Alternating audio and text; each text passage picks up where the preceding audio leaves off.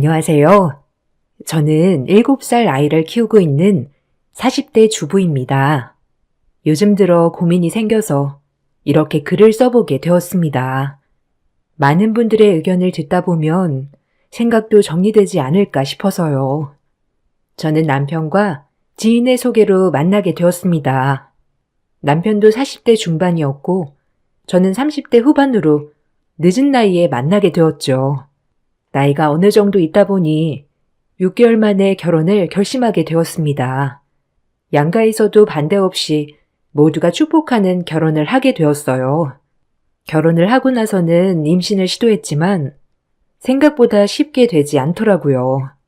불임 검사도 해봤는데 저와 남편 모두 이상이 없다는 결과를 보게 되었습니다. 그렇지만 시댁에서는 임신이 잘 되지 않자 저에게 문제가 있는 거 아닌가 생각을 하셨던 것 같아요. 그래, 요즘은 몸이 좀 어떠니? 임신 준비는 하고 있는 거니? 저번에 검사도 받았다며. 네, 어머님. 이번에 저랑 남편 둘 다 불임 검사를 받았는데 특별하게 이상이 없다고 하더라고요. 그거 검사 잘못 나온 거 아니니? 아무리 노력해도 임신이 안 되는데 이상이 없다는 게 이상하잖아. 그럴 수도 있다고 하니 기다려 봐야죠. 아니, 우리 애는 어릴 적부터 건강한 음식만 먹고 자랐고 별 이상 없을 것 같은데 솔직히 너는 자주 아프기도 하고 너무 마르기도 했고 좀 자세히 검사 좀 받아보지 그랬어. 네? 어머님, 혹시 저한테 문제 있을 거라고 생각하시는 거세요? 아니 뭐 꼭 그렇다기보다는 남자들이야 본인이 이상이 있는 거 스스로도 잘 느끼지만 여자들은 솔직히 잘 모르잖아. 우리 아들은 그런 거 없다고 하니까 그런 거지. 어머님, 검사를 해도 이상 없다고 해요. 저도 건강하고요. 예, 내가 뭐 나쁜 말 했니? 기분 나빠하지 말아라. 검사 결과를 보여주면서도 말했지만 시모는 제 얘기를 전혀 믿지 못했습니다. 그렇지만 시모의 이런 태도는 그다지 신경 쓰이지 않았어요. 저에게 중요한 것은 남편이었기 때문이었죠. 남편과 저는 아이를 꼭 낳고 싶었습니다. 그래서 임신을 마냥 기다리기보다는 시험관이라도 시작을 해야 하나 싶었는데 정말 기적처럼 자연 임신을 하게 되었죠. 임신이 되고 나서는 아이는 건강하게 뱃속에서 자랐고 무사히 출산을 하게 되었습니다. 그토록 남편이 딸아이를 원했는데 남편이 너무나 좋아하는 딸아이를 낳게 되었죠. 정말 귀하고 예뻤어요. 그렇지만 시모는 아들이 아니라는 것에 별로 좋아하지는 않으셨죠. 출산을 한 날 병문안을 오시고서도 막말을 내뱉으셨습니다. 축하한다 아들. 그래도 뭐 하나 달고 나오면 좋을 것을. 뭐 다음이 있으니까. 엄마, 무슨 그런 말을 해. 고생한 며느리한테 축하한다고 해야지. 그래, 며느리 참 축하한다. 아들이라면 더 축하해서 잔치라도 열어줄 건데 딸이라고 하니까 어쨌든 딸은 살림 미천이라고 하니 잘 키워서 살림에 보태거라. 어머님, 그래도 손녀인데 그런 식으로 말씀하시면 서운하죠. 우리 아이 보셨어요? 정말 너무 귀엽고 예뻐요, 어머님. 그래, 딸이 뭐 예쁘기라도 해야지 어쩌겠니. 뭐 하나 달고 나오면 더 이쁠 텐데 아쉽게 됐네. 어쨌든 축하한다. 시모는 아이가 태어나고 나서도 아들이 아닌 것에 별로 좋아하지 않았고 반면 남편은 딸의 말이라면 무엇이든 다 해줄 것처럼 다 해주었죠. 아이가 태어나고 나서 육아휴직 중이었던 저는 휴직 기간이 끝나고 정말 많은 고민을 했어요. 고민 끝에 어머님이 아이를 봐주겠다고 얘기를 해주셔서 잠시 낮 시간대에 봐주시기도 했지만 정말 힘든 일이더라고요. 남편과도 여러 번 얘기를 한 끝에 직장을 그만두고 아이의 육아에 몰입하기로 했습니다. 당신 내가 부탁이 하나 있는데 말이야. 갑자기 무슨 부탁? 사실 오래전부터 고민을 했었는데 우리 윤솔이 아직 너무 어리기도 하고 부모 손이 필요할 것 같은데 나나 당신이나 바쁘니까 조금 부족할 수도 있겠다 싶더라고. 내가 일을 그만두면 좋겠지만 그럴 상황이 아니라서 혹시 당신은 어떻게 생각하는지 싶어서 물어보려고. 그래, 나도 계속 고민은 하고 있었어. 아직 윤솔이도 어리고 엄마 아빠 손도 많이 필요할 때인데 평일에는 일하느라 아이도 제대로 못 돌보고 주말에도 쌓인 피로 때문에 아이랑 시간을 보내기도 너무 어려웠잖아. 나도 그래서 일을 그만둬야 하나 많이 고민을 하고 있었어. 내가 그만두는 게 좋을지 나도 생각을 해봤는데 아무래도 당신이 일을 잠시 쉬는 게 어떨까 싶어. 당신은 아이를 케어하고 나는 경제적인 부분을 케어하다 보면 우리가 좀 더 좋은 가정을 꾸릴 수 있지 않을까 싶어서. 이건 당신한테 강요하는 건 아니고 단지 당신 생각을 물어보고 싶어. 나도 사실 내가 직장을 그만두고 아이를 케어하는 게 현실적으로는 맞는다고 생각을 해. 그렇지만 나중에 되어서 내가 취업을 하지 못하면 어쩌지 걱정도 되는 게 사실이고 아이가 어느 정도 클 때까지는 일을 못하니 그 후에도 취업이 가능할까 걱정이네. 맞아. 그런 부분이 가장 걱정이겠지만 지금 이 시기는 다시 돌아오지 않을 거라고 생각해. 내가 더 잘할 테니까 긍정적으로 생각을 해주면 좋겠어. 남편과 여러 번의 대화 끝에 저는 아이를 좀 더 집중해서 케어를 하기로 했고 남편은 이직을 해서 경제적으로 여유로운 상태로 바꾸기로 선택을 했습니다. 그렇게 저는 아이를 키우면서 집안일을 돌보게 되었고 남편은 좀 더 많은 돈을 벌기 위해서 출장이 잦은 곳으로 이직을 하게 되었죠. 이전에 비해서 돈은 2배 정도 많이 벌었지만 집에 오는 날이 한 달에 보름 정도밖에 되지 않았어요. 그렇지만 남편은 아빠 남편으로서 최선을 다해 왔습니다. 저희 가정만 본다면 사실 아무런 문제가 될 것은 없었죠. 너무나 행복하고 좋았지만 시댁이 끼어들게 되면 항상 문제가 생겼어요. 아이가 아주 어릴 적에는 그러지 않았지만 조금씩 크면서 심한 낯가림을 시작했습니다. 시댁에 가면 아이가 낯을 가려서 시모를 피하기 바빴죠. 그때마다 시모의 막말은 이어졌습니다. 쟤는 아주 그냥 이쁨 받을 줄을 몰라 정말. 저렇게 나만 피해 다니니 내가 이뻐해줄 생각이 눈코만큼도 안 들지. 어머님, 아이들이 지금은 낯을 많이 가릴 때라고 해요. 그렇게 얘기하면 아이들도 다 들어서 더 피하죠. 참나. 저 또래 아이들 중에서 나 피하는 애는 저 손녀라는 쟤뿐이다. 아니 다른 애들은 잘만 웃으면서 달라붙는데 쟤는 어떻게 된 게 나한테 달라붙지도 않고 제 아빠 닮았으면 애교도 만점이었을 텐데 누구 닮아서 그런 건지 원. 어머님, 아기 아빠 안 닮았으면 저 닮았다고 말씀하시고 싶으신 거예요? 무슨 내가 그런 말을 했니?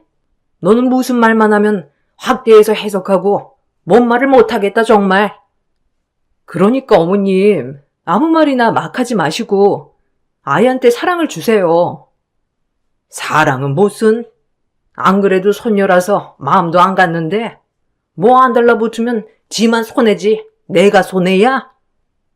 시모는 손녀가 태어났던 것부터 마음에 들지 않았는데 아이가 낯을 가리고 나서부터는 여자애가 애교가 없다면서 막말을 했죠. 그런 말을 들으면서 저는 시댁에 자주 찾아뵐 이유가 없다고 생각을 했어요. 그래서 남편에게 이야기를 하고 시댁에 찾아뵈는 걸 줄이겠다고 하니 남편이 시어머니께 뭐라고 한 모양이더라고요. 그날 이후로는 남편이 없을 때마다 집으로 찾아와서 막말을 일삼곤 하셨죠. 예, 너 애비한테 내가 그런 말 했다는 거 말했니? 아주 그냥 뭔 말을 못하겠다 야. 시애미가 한 소리 할 수도 있지. 어머님, 저한테 하는 말은 그러려니 해도 아이한테 하는 말은 그러려니가 안 돼요. 어머님도 마찬가지시잖아요. 아니, 내가 없는 말 한 것도 아니고 얘가 달라붙지 않았다는 말 한 게 뭐가 어때서 그러니? 네가 너무 감싸 안고 그러니까 애가 자기가 뭘 잘못했는지도 모르지. 너 그거 애 교육 잘못 시키는 거야. 제 자식 교육은 제가 알아서 할게요. 이런 말씀 하실 거면 굳이 찾아오지 않으셔도 되잖아요. 무슨 말? 난 기분 나쁜 말 하나도 안 했는데 왜 그러니? 너 너무 예민한 거 아니니? 어쨌든 애비가 우리 집에 안 보내겠다고 하니까 내가 와야지 어쩌겠어. 시모는 남편이 없을 때면 저희 집으로 종종 오셨습니다. 오시고서는 속을 긁어대는 소리도 하셨죠. 매번 오시는 어머님께 저도 하고 싶은 말을 계속하니 점점 오시는 일이 줄어들더라고요. 근거리에 사시는 것도 아니라서 오시기도 힘드셨을 거고 저도 점점 줄어드니 별 생각 없이 넘어가게 되었습니다. 아이는 별 탈 없이 건강하게 자랐습니다. 또래 아이들과 비교를 했을 때에도 키도 크고 밥도 잘 먹고 잠도 잘 자는 아이였어요. 칭얼거리는 것도 거의 없었고 밤에도 쭉 통잠을 잤습니다. 100일 이후로는 거의 저녁잠을 쭉 잤던 것 같아요. 그렇게 누구보다 효녀였던 우리 아이에게 한 가지 걸리는 것이 있었는데 바로 언어였습니다. 아이는 5살이 될 때까지도 말이 트이지 않았어요. 혹시나 저랑만 있어서 그런 게 아닐까 싶어서 5살이 되면서 바로 어린이집에 보냈지만 어린이집에서도 아이는 말을 하지 않았습니다. 상담을 받았을 때에도 별다른 문제가 없다는 이야기만 들었을 뿐이었어요. 혹시 우리 윤솔이 어린이집에서는 별다른 문제가 없나요? 아이가 집에서도 크게 신경 쓰이는 부분은 없지만 아직 말이 안 트여서 너무 걱정이거든요. 혹시라도 다른 아이들이랑 생활하면 말이 트일까 싶어서 보낸 건데 괜찮나요? 아, 저희도 윤솔이 정말 잘 지켜보고 있습니다. 그런데 또래 아이들이랑은 별다른 말을 하지 않고서도 잘 지내고 트러블도 지금까지 한 번도 없었어요. 말은 하지 않지만 양보도 하고 아이들이랑 놀이도 하고 서로 잘 지내는 것 같더라고요. 애들도 처음에는 윤솔이가 말을 하지 않는 것을 여러 번 얘기했지만 지금은 별로 크게 생각하지 않는 듯 하고요. 저희도 윤솔이가 말을 정말 하지 않는가 생각을 하지 못할 정도로 정말 순하고 착한 아이예요. 아, 그렇군요. 집에서도 크게 말썽을 피우는 것도 아닌데 혹시나 말로 할 수 있는 표현이 안 되니 무언가 표출하는 게 있을까 싶어서 선생님께 여쭤보게 되었어요. 네, 어머님 말씀 어떤 말씀이신지 알겠어요. 원에서는 또래 친구들과의 관계, 저희와의 관계에서 트러블은 전혀 나타나지 않고 있어요. 굳이 말을 하지 않고서도 의사소통이 어느 정도 가능하기 때문에 불편함은 없습니다. 다만 어머님께서 걱정이 되신다면 발달 검사를 진행해 보시는 것이 좋지 않을까 생각이 드네요. 사실 저희 남편도 어릴 적에 5살 때 말이 트였다고 해서 그럴 수도 있겠다 생각은 했었어요. 그렇지만 5살이 지나면서 아이가 말을 할 기미가 보이지 않으니 발달 검사를 진행해 보는 것이 좋겠다 판단이 들었습니다. 검사를 진행한 결과 언어 지연이 심한 상태였죠. 엄마, 아빠라는 단어는 이야기를 하지만 다른 단어에 대해서는 전혀 발화가 되지 않았기 때문에 정말 고민이 많았어요. 다행히 다른 발달 상태에서는 이상이 발견되지 않은 상황이었습니다. 청각도 모두 정상이었죠. 저는 혹여나 나이 탓이 아닐까 정말 많은 자책을 했어요. 그런 저에게 힘이 되어주었던 것은 남편이었습니다.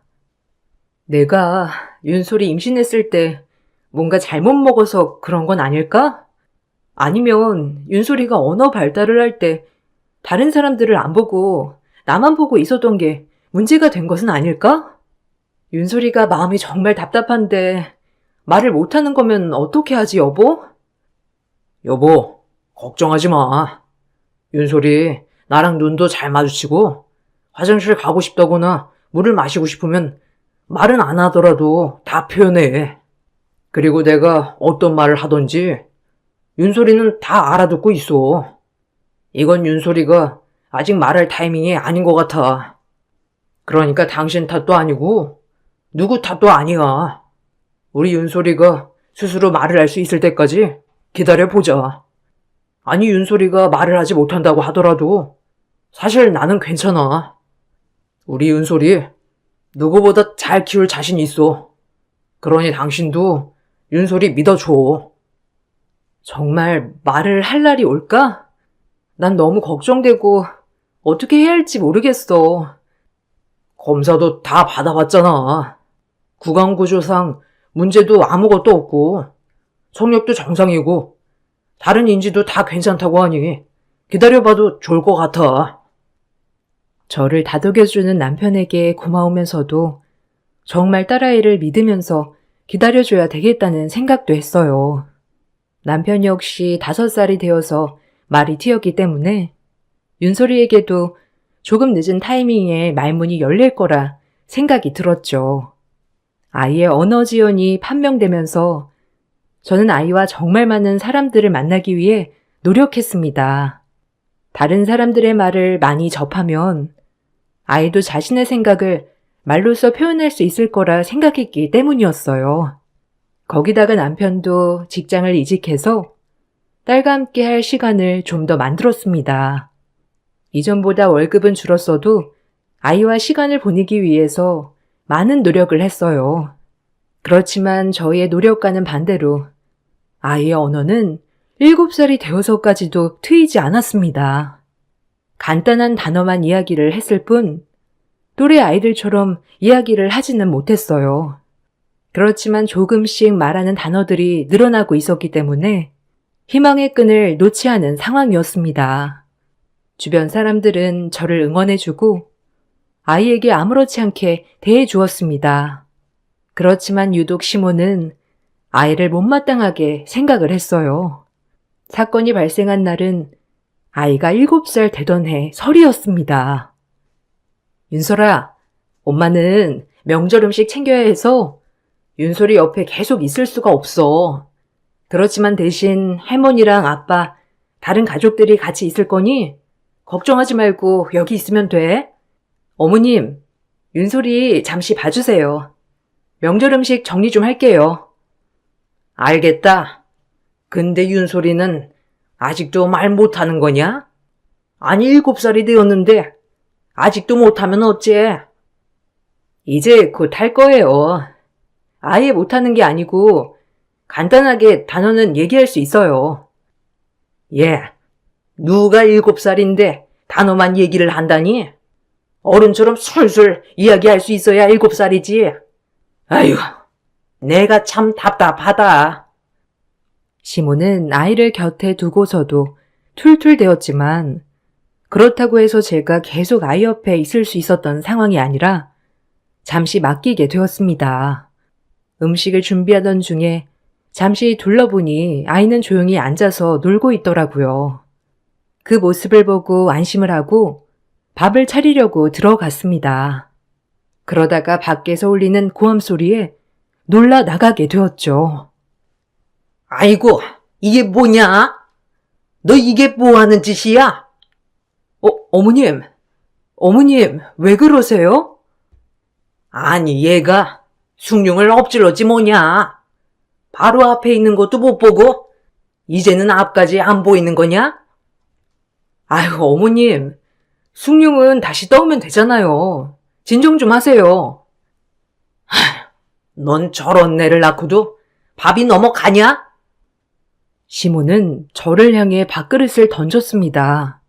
시모의 말에 황당하고 어이가 없었지만 아이 앞에서 화를 낼 수는 없었기 때문에 손이 부들부들 떨리는 것을 부여잡고 아이에게 방으로 들어가라고 얘기를 했죠. 시모의 무례한 행동은 모든 친척들이 다 보고 있는 상황이었습니다. 다들 놀라서 저와 시모를 쳐다보고 있던 와중에 그때 아이가 갑자기 말을 하기 시작하더라고요. 할머니는 내가 없었으면 좋겠어? 왜 자꾸 아빠 발목 잡는다고 해? 윤솔아, 너 지금 말하는 거니? 아니, 얘 지금 뭔 말을 하는 거냐? 얘, 너 지금 말할 줄 아는 거니? 알면서도 지금까지 입 다물고 있었던 거야? 할머니, 내가 왜 쓸데없는 아이야? 뭐? 할머니가 언제 그런 얘기를 했다고 그러니? 할머니, 아까도 그랬잖아. 쓸모없는 거 낳아서 아비만 고생한다고. 나 때문에 아빠 고생한다고 한 거 아니야? 딸아이의 말을 듣고 나서 다들 깜짝 놀랐습니다. 시모는 더욱 당황스러운 표정으로 아이를 보고 있었죠.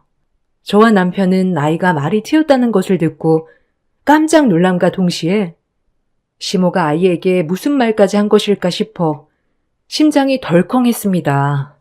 딸은 저와 남편이 없는 사이 할머니가 자신에게 한 이야기들을 모두 기억을 하고 있었어요. 할머니, 계속 그랬잖아. 아빠 발목 잡을래라고 했잖아. 거기다가 엄마 때문에 내가 말 못하는 거라고도 했잖아. 얘는 무슨 소리니? 내가 언제 그런 얘기를 했어? 아니다. 그런 말 한 게 아니고. 어머님, 아이한테 무슨 소리까지 하신 거예요? 소리는 무슨 소리? 나 윤소리한테 별말 한 거 없다. 그냥 말 못하니 아비가 계속 고생해야 하니까 안쓰러워서 한 말이다. 그럼 안쓰러워서 발목을 잡는다더니 그런 말을 했다는 거세요? 뭐 몇 번 할 수도 있는 거지. 그거 가지고 이렇게까지 화를 내야 하는 거니? 어머님, 어떻게 그럴 수 있으세요? 남편과 저는 시모를 향해 분노의 말을 쏟아 부었어요. 어머니, 도대체 아이한테 무슨 말을 한 거예요? 내가 무슨 말을 했다고 그래? 말도 못하는 애가 갑자기 한 말 가지고 너 엄마한테 이렇게 하는 거니? 어머님, 정말 도대체 무슨 생각으로 애 앞에서 그런 말을 하신 거예요? 쓸모가 없다니요. 뭐 내가 못할 말 했니? 말 못하는 벙어리 때문에 우리 아들 뼈 빠지게 일만 하고 있는데 그 정도 말을 할 수 있는 거 아니니? 그리고 애는 어떻게 여우같이 말할 수 있는데도 지금까지 입 다물고 있었던 거니? 어머님, 지금도 보세요. 아이가 한 말을 어떻게 여우 같다고 하는 거예요? 어린아이한테 그런 말을 할 수 있어요? 예, 너 오버하지 말아라. 내가 뭔 말을 했다고 이렇게 화내는지 모르겠지만 나는 그 정도 말 꺼내본 적도 없다. 적당히 하세요. 그런 말 꺼내본 적이 없다니요? 제가 들은 건 무슨 환청입니까? 멍멍이 나셨으면 곱게나 나시지. 어린아이한테 정말 어처구니가 없네요. 지금껏 엄마는 내 딸한테 이따위 말만 했던 거네요? 어떻게 그럴 수 있어요? 엄마라고 해서 내 딸한테 이런 식으로 대할 권리는 눈꼽만큼도 없습니다. 남편은 시모의 태도에 분노를 하고 밥상을 다 엎어버렸습니다. 남편과 저는 화가 난 상태로 다시 집으로 돌아오게 되었습니다. 아이는 그날 이후로 완전히 말이 트여서 정말 어른처럼 저희와 얘기를 할 정도로 발전했습니다. 이후에 상담을 받아보니 아이의 성향상 언어가 조금 늦을 수 있었다고 얘기를 하시더라고요. 윤소리가 특이 케이스긴 했어요. 다른 부분은 문제가 없었는데 오로지 언어가 지연된 상황이라 사실 저희도 고민이 많았어요. 그런데 윤소리 행동 특징을 보게 되면 정말 신중하고 조심스럽더라고요. 아마 그런 부분들이 언어에 작용을 해서 말을 하는 것이 조심스럽고 어려웠을 거라 생각을 합니다. 그렇지만 지금 말이 트였다고 해서 그냥 두기보다는 아이가 스트레스 받았던 부분에 대해서는 심리 상담을 받아보시는 것을 권해드려요. 네, 갑자기 이렇게 말이 트이는 경우도 있나요? 흔한 경우는 아니지만 종종 있습니다. 다른 부분에 문제가 없을 경우에는 이렇게 트이기도 하죠. 윤솔이랑 이야기를 나눠보니 할머니 얘기를 많이 하더라고요. 할머니랑 무슨 일이 있었나요? 아, 일이 있었던 건 아니지만 아이가 많이 스트레스를 받은 것 같아요. 아, 그렇군요. 저희가 상담을 할 때도 아이가 할머니에 대해서는 유독 적대적으로 얘기를 하더라고요. 이 부분에 대해서는 아이랑 잘 얘기를 나누시고 심리 상담도 진행해 보시는 것이 좋을 것 같습니다. 상담을 받아본 결과 아이의 성향이 워낙 조심스럽고 신중한 편이라 말을 하는 것이 또래에 비해서 많이 늦어졌을 것이라고 얘기를 해 주셨습니다. 그리고 심리 상담도 권해 주셨죠. 아이는 이미 오래전부터 할머니에게서 들었던 얘기들을 모두 기억하고 있을 가능성이 높다고 말을 해 주셨습니다. 저와 남편 모두 어린 나이라 기억을 못할 거라 생각을 했는데 아이는 그게 아니라 다 기억을 하고 있었죠. 저와 남편은 시댁과의 연을 끊기로 했습니다. 당신은 어떻게 생각할지 모르겠지만 나는 더 이상 시댁과 더 연을 지속하고 싶지 않아. 특히 윤소리는 더더욱 안 보여주었으면 좋겠어. 서운하게 생각할 수 있지만 나는 이게 최선이라고 생각해. 당신 말이 맞아. 나도 가족이라서 더 냉정하게 대하지 못했어. 엄마가 그런 말까지 했을 줄이야 생각도 못했네. 윤소리가 그 얘기를 하는 걸 보니 정말 많이 반성하게 되더라. 당신은 시댁 식구들이랑 교류해도 난 상관하지 않을게. 그렇지만 나랑 윤소리는 그 관계에서 빼줘. 그래, 당신 뜻대로 할 테니 걱정하지 마. 남편은 그날 사건 이후로 다시는 시댁 식구들, 특히 시모와 마주치지 않게 해주겠다며 얘기를 했습니다. 남편은 시댁으로 찾아가 더 이상 저와 윤소리는 이 집 사람이 아니라는 것을 말한 모양이더라고요. 시모는 그 사실을 알고 나서 집으로 무작정 찾아왔습니다. 얘, 너 정말 뭐하는 짓이니? 장애야 키우더니 정신머리도 장애가 생긴 거냐? 어디서 버르장머리 없이 시댁과 연을 끊는다는 말을 해? 네가 제정신이야? 늦게까지 시집 못 간 노처녀 걷어주었더니 이런 식으로 배신을 해? 어머님, 말씀이 지나치시네요. 저희 아이 장애야 아닙니다. 그리고 어머님이 먼저 연을 끊게 하셨다는 건 전혀 생각하지 않으시네요. 참나, 내가 뭘 했다고? 오히려 너네가 나한테 고마워해야 하는 거 아니니? 말 한마디도 못하는 애를 내가 말할 수 있도록 해줬잖아. 그러면 어머님 감사합니다 하고 감사해야 하는 거 아니니? 너네야말로 이런 건 전혀 생각하지 않는구나. 적반하장률 유분수지. 어디다 대고 배은망덕을 노네? 그래, 네가 이러니 애가 말을 못하겠지. 솔직히 7살까지 말을 못하는 장애아이를 나처럼 손녀라고 품어주는 할머니가 있을 것 같니? 세상 천지에 찾아봐라. 나처럼 잘하는 할머니 있는가? 당신이 언제까지 그렇게 말도 거동도 생각도 제대로 할 수 있을 것 같아? 곧 있으면 당신 치매 오거나 거동도 힘들거나 그럴 텐데 그때도 당신 그 말 똑바로 할 수 있나 보겠어. 당신 주변에 누구 하나 돌봐줄 것 같아? 이렇게 남 무시하면서 산 사람인데 어디 한번 죽을 때까지 혼자서 잘 살아봐. 근데 혼자서 이런 건 또 겁나서 이렇게 연 끊는 거 무서워서 불이 났게 달려온 거 아니야? 뚫린 입이라고 아무 말이나 내뱉을 거면 찾아오지 마. 이봐.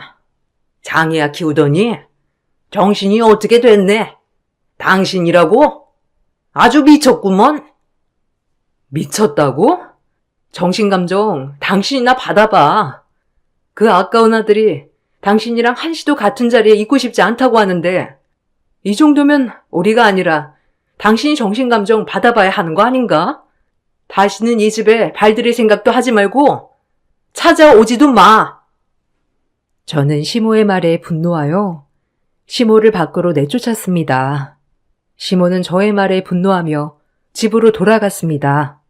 소문으로 들은 바로는 돌아가서 바로 몸져 누웠다고 하더라고요. 거기다가 동네방네 며느리가 아들과 자기 사이를 갈라놓았다며 장애아를 키우더니 정신줄을 놓았다고 말하고 다녔습니다. 그렇지만 이미 많은 사람들이 모여있는 자리에서 시어머니의 횡포가 드러났기 때문에 동네 사람들은 시모의 집 근처도 가지 않았죠. 아이는 그 후로 꾸준히 심리치료를 받았습니다. 거기다가 시댁 식구들도 이제는 모두 시모를 찾지 않았죠. 오히려 저에게 미안하다고 얘기를 해왔습니다. 특히나 남편은 시모의 이런 행동을 제대로 막아주지 못했다는 것에 크게 미안해했어요. 당신 그동안 엄마에게 어떤 말까지 들어온 거야. 이번에 듣고 나도 깜짝 놀랐어.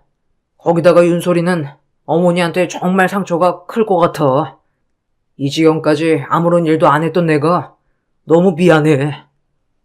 괜찮아. 알면서도 모른 척 했던 일도 아니고 나도 윤소리가 얘기하는 거에 많이 놀랐어. 어머님이 윤소리한테 정말 많은 상처를 준 것 같더라고. 나도 윤소리 지키지 못했으니 미안해. 엄마가 중간중간 찾아오더라도 절대 연락 받아주지 마. 난 평생 당신과 윤소리 어머니께 안 보여주기로 결심했어. 그리고 엄마한테도 이제 며느리며 손녀며 아무것도 없다고 생각하라고 했고. 남편은 저에게 더 이상 시어머니와의 교류는 없을 것이라 얘기를 했습니다. 아이는 심리치료를 받으면서 전보다 마음이 많이 안정적으로 변하기 시작했어요. 아이를 볼 때마다 진작에 시모와 연을 끊었으면 좋았을 걸 미안한 마음도 들었죠. 그러던 중 최근 들어 시모에게서 계속해 연락이 오고 있습니다. 집으로 음식들이며 아이 선물이며 보내오기 시작하셨죠. 다시 반송을 했지만 주기적으로 오는 물건들에 어떻게 해야 하나 고민하던 중 시모에게서 전화도 왔었습니다. 얘야, 내가 정말 잘못했다. 내가 무슨 생각이었는지 그때 그런 말을 하지 말았어야 하는 건데 미안하다. 윤솔이 우리 손녀 정말 너무 보고 싶구나. 한 번만 우리 집에 와주면 안 되겠니? 윤솔이요? 윤솔이가 어떻게 당신 손녀예요? 당신한텐 며느리도 손녀도 없습니다. 너무 그렇게 매정하게 굴지 말고. 우리 아들, 딸인데 어떻게 손녀가 없니?